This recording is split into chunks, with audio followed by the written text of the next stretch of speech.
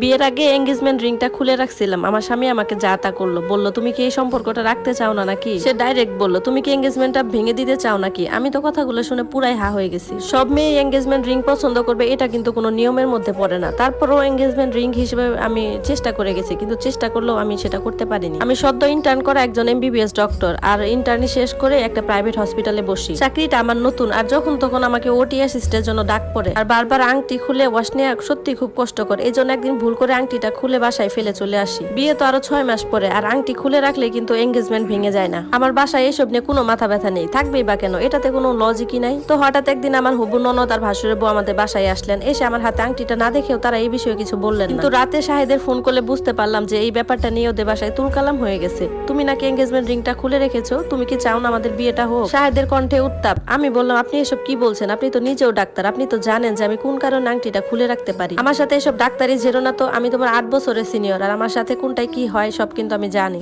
ভালোই ভালোই হাতে আংটিটা সব সময় পরে থাকবে। সে লাইনটা কেটে দিল। আমি তো অবাক হয়ে গেলাম, ছোট্ট একটা বিষয়ে এত কিছু হয়ে গেল। আমার কষ্ট হলেও ওর সব কথাই মেনে চলার চেষ্টা করছি। এই জন্য পরের সপ্তাহে ওর সাথে বসে রেস্টুরেন্টে কফি খাচ্ছিলাম। সে বলতেছে শোনো ইরা, নাচনেওয়ালিদের মতো পায়ে নুপুর পরবা না, আমার পরিবারের কেউ এটা পছন্দ করে না।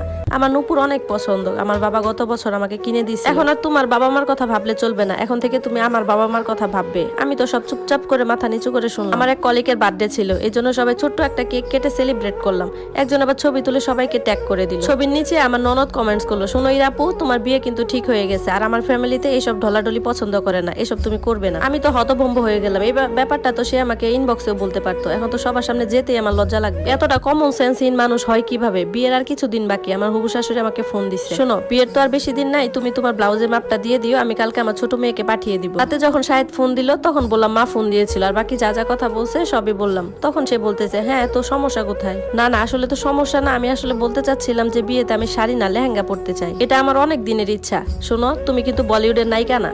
আমি বললাম এতে নায়িকা হওয়ার কি আছে, এখন তো অনেক মেয়েরা এই লেহেঙ্গা পরে, আর এটা তো আপনার বাজেটের মধ্যেই হবে, মানুষ তো একবারই বিয়ে করে তাই না। সেখানে আমি আমার পছন্দের পোশাকটা পরতে চাই। এই প্রথম আমি ওর সাথে উচ্চ স্বরে কথা বললাম। তুমি আমার সাথে চিৎকার করো, এত বড় সাহস তোমার। আমি বললাম আমি তো চিৎকার করিনি, আমার পছন্দটা শুধু আপনাকে বললাম। চুপ থাকো, একদম চুপ থাকো, আমার মা যেটা বলবে সেটাই করবে, আর আমার ফ্যামিলি যেটাতে মত দিবে তুমি সেটাই করবে। এর বাইরে বেশি মাতাব্বরি করার চেষ্টা করবা না, আমি কিন্তু পছন্দ করি না। এসব শুনে আমার খুব কান্না পাচ্ছিল। যখন খাবার টেবিলে খেতে বসলাম তখন বাবা মা ভাই বোন জিজ্ঞাসা করতেছিল যে আমার কোনো সমস্যা হয়েছে কিনা, কারণ এই সময়টাতে তো মেয়েরাও বেশি উৎফুল্ল থাকে। আমার মনটা ভীষণ খারাপ ছিল, এতদিন আমি কিছু না জানালেও আজকে আর থাকতে পারলাম না, ঝরঝর করে কেঁদে ফেললাম, সবকিছু বলে ফেললাম। এরপর মা আমার মাথায় হাত রাখলেন, আর বাবা বলতেছে কালকে তোমার কোন ডিউটি আছে। তারপর আমি বললাম মর্নিং ডিউটি। সে বললো আচ্ছা ঠিক আছে, তাড়াতাড়ি ফিরে এসো, পরে এসব নিয়ে কথা হবে, আর কান্নাকাটি একদম করবা না। মা বাবা তো পাশে আছে নাকি, এখন জলদি জলদি খেয়ে দাও তো আম্মু। পরদিন আমি অফিস থেকে ফিরে অবাক হয়ে গেলাম, দুপুরে খাবার দাওয়ার আয়োজন চলছে, ওদের বাড়ি সবাইকে নিমন্ত্রণ করা হয়েছে। খাওয়া দাওয়া শেষ করে আমার হবু শাশুড়ি বললেন কি ব্যাপার বিআই সাহেব, হঠাৎ করে ফোন দিয়ে সবাইকে আসতে বললেন যে। আপনার কথা তো আর ফেলতে পারি না, হাজারো হোক আপনার আমাদের নতুন আত্মীয় হতে যাচ্ছে। তখন বাবা বললেন আসলে আপা আমার এটা দুর্ভাগ্য যে আমি আপনার আত্মীয় হতে পারছি না। তখন তো হবু শাশুড়ি চমকে উঠলেন। ঘরবর্তী সবাই তো অবাক হয়ে গেল, আমি নিজেও, কারণ বিয়ের আর কয়েকদিনই বাকি। এই সময় আব্বা এসব কি বলছে। সত্যি বলতে কি আপা, আমার মেয়েটাকে আমি খুব যত্ন করে বড় করেছি, আর তার বিয়েটাও আমি ঠিক করেছি। নিজের মেয়ের কাছে নিজের মুখটা দেখাতে কেমন যেন লজ্জা লাগছে। শাশুড়ি বললেন আপনি তাহলে কি বলতে চাচ্ছেন।